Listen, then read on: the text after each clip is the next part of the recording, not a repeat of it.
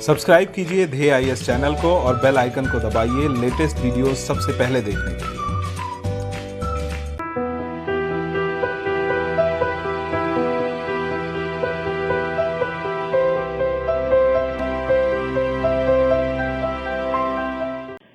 नमस्कार, मैं सुनील वर्मा ध्येय आईएएस टीम की ओर से आपका स्वागत करता हूं ध्येय टीवी पर। हम बात करेंगे डेली करंट अफेयर्स के अपने प्रोग्राम पर, जैसा कि हम प्रतिदिन करते आए हैं।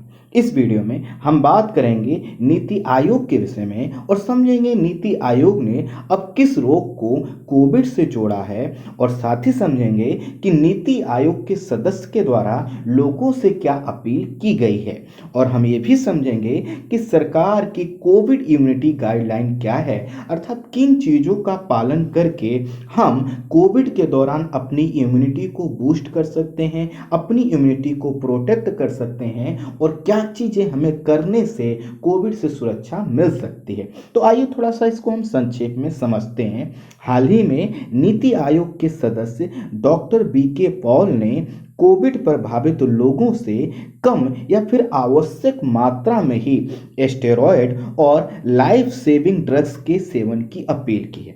दरअसल इस समय एक पैनिक माहौल बना हुआ है, और ऐसे में जिसको भी थोड़ी सी भी खांसी खराश की समस्या हो रही है, तुरंत वो क्या कर रहा है, स्टेरॉयड का प्रयोग प्रारंभ कर दे रहा है, या फिर जो कोविड से प्रभावित लोग जिन दवाओं का प्रयोग करते हैं या फिर उन उपकरणों का प्रयोग करते हैं जो कि ऑक्सीजन से जुड़ी हैं, तुरंत लोग इसका प्रयोग करना प्रारंभ कर दे रहे हैं। और इसके वजह से क्या हो रहा है, पोस्ट कोविड इन्फेक्शन जैसी चीजें सामने आ रही हैं, या फिर लोगों की अधिक स्टेरॉयड के प्रयोग करने के कारण उनकी जो इम्यूनिटी है, अर्थात उनकी जो प्रतिरोधक क्षमता है बीमारियों से लड़ने की, वह कमजोर होती जा रही। और जब प्रतिरोधक क्षमता कमजोर हो रही है, अधिक दवाओं का हम उपयोग कर रहे हैं, अधिक लाइफ सेविंग ड्रग्स का हम उपयोग कर रहे हैं जो कि आवश्यकता से अधिक है, इससे क्या हो रहा है, अन्य बीमारियों के लिए खतरा उत्पन्न होता जा रहा है। और इसी के कारण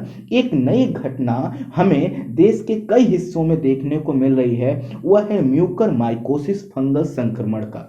यह जो म्यूकरमाइकोसिस फंगल है, इसको ब्लैक फंगस के नाम से भी जाना जाता है। और यह फंगस क्या हो रहा है, कोविड के दौरान जो चीजें हम अपना रहे हैं, कुछ चीजों पर ध्यान ना देने के कारण यह हम जब ब्लैक फंगस या फिर म्यूकरमाइकोसिस फंगल का शिकार हो जा रहे हैं, तो इसमें हमारी आंखें निकालने पड़ जा रही हैं।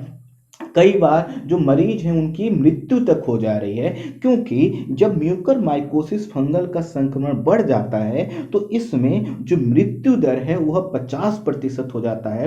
अर्थात अगर दो लोगों को जो है कि यह संक्रमण होता है, यह जो है कि म्यूकरमाइकोसिस होता है, तो उसमें से एक संभावना है कि एक व्यक्ति की मृत्यु हो सकती है, या किसी भी व्यक्ति के जीवित और जो है कि मृत्यु हो जाने की जो संभावना है वो 50-50% होती है। ऐसे में जो है कि नीति आयोग ने ही अपील की है कि सबसे पहले जो हम अति दवाओं का प्रयोग कर रहे हैं उसको कम करना चाहिए।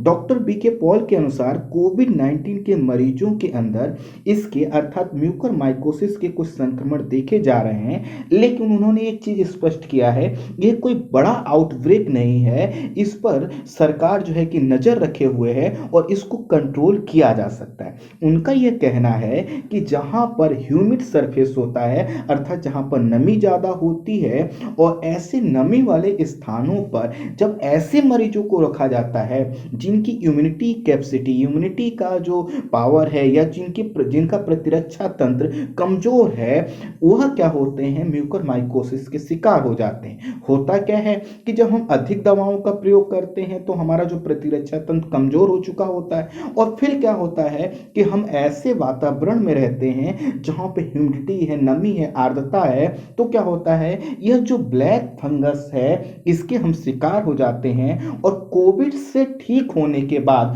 हम एक नई बीमारी के चपेट में आ चुके होते हैं जो कि ज्यादा खतरनाक है। जैसा कि आप देश के विभिन्न शहरों में देख रहे हैं, लोगों की आंखें निकालनी पड़ रही हैं, तब उनको बचाया जा रहा हो, कई लोगों की मृत्यु की भी खबरें हैं। तो डॉक्टर पॉल के अनुसार ये जो बीमारी है म्यूकरमाइकोसिस, यह सामान्य दिनों में भी होती है, खासकर उन लोगों में जो डायबिटीज के शिकार हैं। लेकिन कोविड में क्या है, पुनः बढ़ रही है। इसलिए जो ब्लड शुगर से प्रभावित पेशेंट हैं या ऐसे मरीज हैं जिनकी प्रतिरोधक क्षमता पहले से ही कम है, उनको विशेष ध्यान देने की आवश्यकता है। अन्यथा कोविड से ठीक होने के बाद वह नई बीमारी के चपेट में आ सकते हैं। नीति आयोग के इन सदस्य ने कहा है, जब मरीज को क्या होता है, ऑक्सीजन के सपोर्ट पर रखा जाता है, तो ऑक्सीजन का जो सपोर्ट सिस्टम होता है उसमें एक जो है कि ह्यूमिडिफायर होता है। और ह्यूमिडिफायर में क्या होता है, जब रिसाव होता है तो इससे वहाँ पर क्या होता है कि ह्यूमिडिटी बढ़ जाती है, नमी बढ़ जाती है, और इससे जो ब्लैक फंगस है वह क्या होता है, इंसानों तक पहुँच जाता है। इसलिए यह सुनिश्चित करना चाहिए कि जहाँ पर भी ऑक्सीजन का सपोर्ट सिस्टम लगा है, उस पर जिस मरीज को रखा गया है, वहाँ के जो ह्यूमिडिफायर हैं उसमें कोई रिसाव ना हो, किसी भी तरह से जो ब्लैक फंगस, जो कि एक जो है कि फंगस के रूप में है, वह किसी भी माध्यम से मरीज तक ना पहुँचे। क्योंकि मरीज कोविड से तो ठीक हो जाएगा, लेकिन धीरे धीरे जो फंगस का प्रभाव है बढ़ता चला जाएगा। इसीलिए कहा गया है कि आपको हाइजीन वातावरण में रखा जाना चाहिए, और जितना सुनिश्चित हो सके अपनी तरफ से विशेष केयर करने की आवश्यकता है। नीति आयोग के सदस्य का यह बयान दिल्ली और गुजरात में कोविड से ठीक हो चुके मरीजों में बढ़ते संक्रमण के बाद आया है, और कहा गया है कि अगर हमने सतर्कता नहीं बनाए रखा तो हाँ, ये बीमारी बढ़ सकती है। डॉक्टर पॉल के अनुसार पोस्ट कोविड में जो है कि दूसरे जो इन्फेक्शन होते हैं, जैसे न्यूमोनिया है, ब्लड क्लॉटिंग है, वो तो होता ही है और इन्हीं से मृत्यु ज़्यादा होती है। लेकिन जो म्यूकर माइकोसिस है उससे अभी इतना कोई बड़ा आउटब्रेक नहीं है, लेकिन जो बीमारी का स्वरूप है, इसमें जो मृत्यु दर है वो जरूर चिंताजनक है। बहुत से लोग कोविड के बाद अपना सही तरीके से ध्यान नहीं रख रहे हैं, या फिर जहां पर अस्पतालों में उनका इलाज हुआ वहां पर भी जो ऑक्सीजन सपोर्ट सिस्टम पे जहां उनको रखा गया, वहां से केसेस उनके साथ हो जा रहे हैं, अर्थात वो संक्रमित हो जा रहे हैं, और जिसके वजह से कई जो है कि पोस्ट कोविड सेकेंडरी इन्फेक्शन उनके अंदर देखे जा रहे हैं। तो ये जो म्यूकर माइकोसिस है, इसकी वजह से यह जो नीति आयोग है उसने अपनी बात रखी। अब थोड़ा सा इस बीमारी के विषय में समझ लीजिए। इसे ब्लैक फंगस या फिर जाइको माइकोसिस के नाम से भी जाना जाता है। मृत्यु दर लगभग 50% होने के कारण घातक है। यह जो होता है वह म्यूकोरमाइसिटिस नामक फफूंद की वजह से होता है, और इसका जो संचरण है वह श्वास के माध्यम से ही जो है कि संरोपण के माध्यम से, या पर्यावरण में कोई बैक्टीरिया, वायरस, फंगी, जो कि इस किसके अंतर्गत आता है, जो कि म्यूकोरमाइसिटिस नामक फफूंद के अंतर्गत आता है, हवा के माध्यम से, श्वसन क्रिया के माध्यम से जब ये फेफड़ों तक पहुंच जाता है तो ये क्या करता है, काफी घातक रूप धारण कर लेता है, और इसकी वजह से क्या होता है, ये चिंताजनक बीमारी के रूप में हमारे सामने आता है। इसका पहली बात तो ये क्लियर कर दिया कि व्यक्ति से व्यक्ति में इसका संचरण नहीं होता। ये सामान्यतः उन्हें ही होता है जिन्हें पहले से स्वास्थ्य संबंधी कुछ चुनौतियां हैं, बीमारियां हैं, और जिसके वजह से उनका जो रोग प्रतिरोधक क्षमता कमजोर हो चुका है। जैसे कोई HIV से पहले से शिकार है,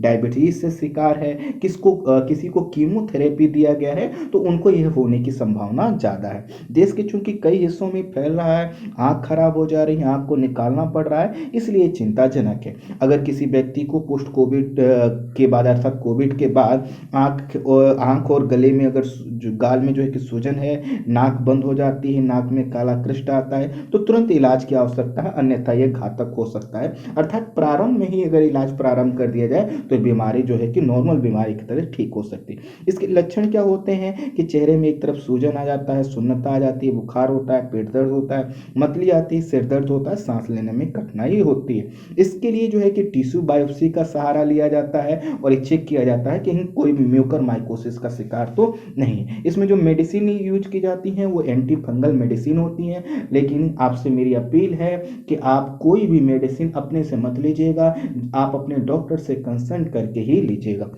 ये जो प्रकार होते हैं म्यूकोरमाइकोसिस, साइनस क्या मस्तिष्क संबंधित होता है, अर्थात म्यूकोरमाइकोसिस का जो इन्फेक्शन है वह साइनस और मस्तिष्क से जुड़ा हो सकता है, वह फेफड़े से जुड़ा हो सकता है, वह जो है स्किन से जुड़ा हो सकता है, आपने देखे होंगे त्वचा संबंधी समस्याएं होती हैं, या फिर जो है कि पाचन संबंधी समस्याओं से जुड़ा हो सकता है। तो इस तरह से ये जो म्यूकोरमाइकोसिस है उसके विषय में नीति आयोग का यह कहना है, और थोड़ा सा हमने म्यूकोरमाइकोसिस के विषय में समझा।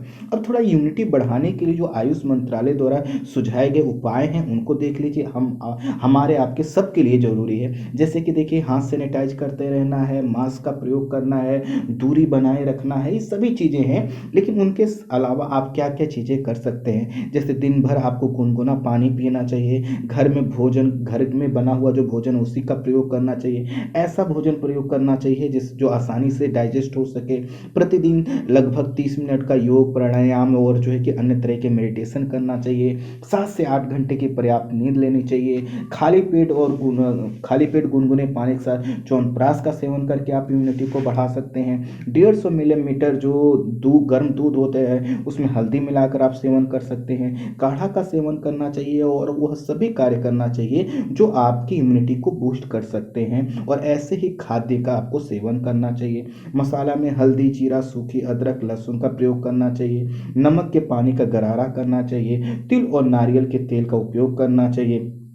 कई लोग को ये आयुष मंत्रालय की वेबसाइट के अनुसार भी ये कहा गया है कि तेल का भी आप गरारा कर सकते हैं। WHO ने भी अपने कुछ सुझाव दिए हैं कि जैसे नमक और चीनी का सेवन आपको कम करना चाहिए, पानी का उपयोग ज़्यादा करना चाहिए, लिक्विड ज़्यादा इंटेक करना चाहिए, जूस और फ्रूट्स वगैरह आपको लेना चाहिए, साबुत अनाज का सेवन करना चाहिए, मेवा और फल सब्जी का सेवन करना चाहिए। आप नॉनवेज खाते हैं तो नॉनवेज खा सकते हैं, लेकिन वह जो है कि इजीली डाइजेस्टेबल हो। और अंडा का प्रयोग आप करते हैं तो आप कर सकते हैं। कुल मिलाकर इन चीज़ों को अगर हम प्रयोग करते हैं और बाकी जितनी चीज़ों की दूरियां हैं कि कैसे हम कोविड को अपने से दूर रख सकते हैं, उन चीज़ों को और इम्यूनिटी के बढ़ाने वाली चीज़ों का प्रयोग हम करते हैं तो कहीं ना कहीं हमारे जो अस्पताल जाने की दर है वह कम हो सकती है। आई होप आप समझ पाए होंगे पूरा टॉपिक क्या है। इस वीडियो में इतना ही। Thank you so much.